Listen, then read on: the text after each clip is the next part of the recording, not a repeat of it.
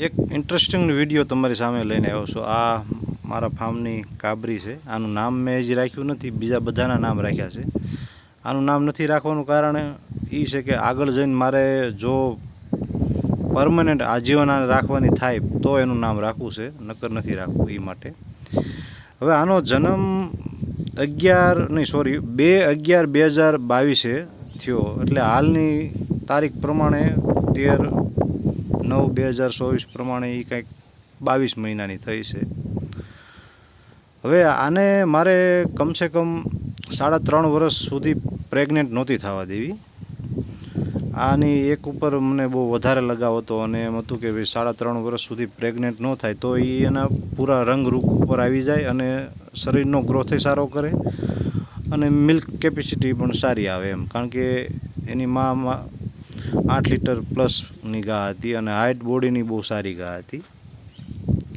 હવે થયું એવું કે 26/5/2024 મારી પાસે અંગતનો વાસડો હતો અને એવું આપને ખબર ન હોય કે ભાઈ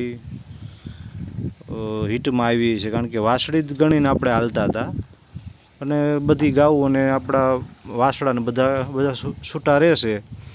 એટલે હું અહીં બેઠો હતો અને જોયું તો વાસળીને કમ્પ્લીટ હીટ ક્રોસ કરી ગયો। હવે મેં કીધું ભાઈ કંઈ વાસળાની ભૂલ છે કે કંઈ વિચાર્યું નહીં। પછી હમણે 4-5 દી પહેલાં તારીખ તો એ વખતે લખી લીધી હતી, મેં ચેક કરાવી, એટલે એ 3 મહિના ને 12-13 દિવસ પ્રેગ્નેન્ટ નીકળી એ તારીખ પ્રમાણે।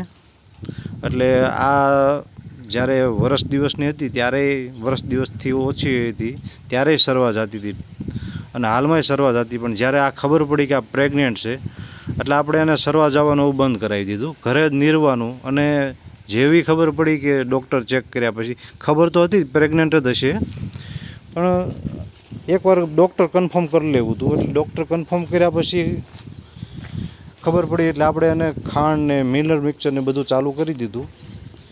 પણ એક અફસોસ રહે કે ભાઈ હવે આગળ જઈને શું થાય એમ। બચ્ચામાં તો કહેવા પણ નહીં આવે, કારણ કે અંગતનો વાસળો હતો અને સંધ્યા એની માં 9 લીટર દૂધ, આની માને સારું દૂધ, પણ જે હાઇટ એની મામાં હતી એ હાઇટ એની કરતાંય વધે એ માટે